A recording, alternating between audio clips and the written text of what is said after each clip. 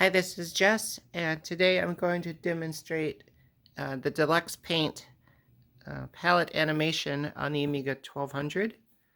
This is my Amiga connected to my television, and I'm using an image that a friend sent to me some time ago and asked if I could animate the background in some way. So I found this was pretty easy in DeluxePaint. Simply go to Color, Ranges. We define a custom range of the colors which should cycle.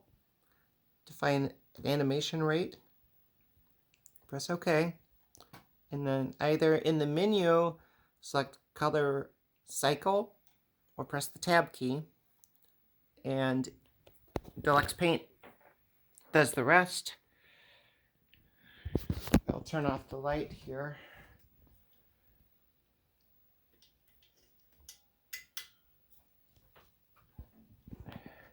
This gives a better idea of the colors in the image.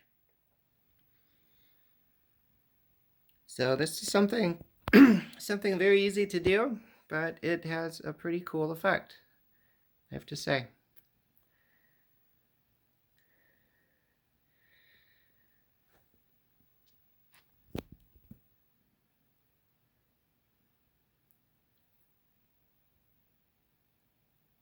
All right, thanks for watching.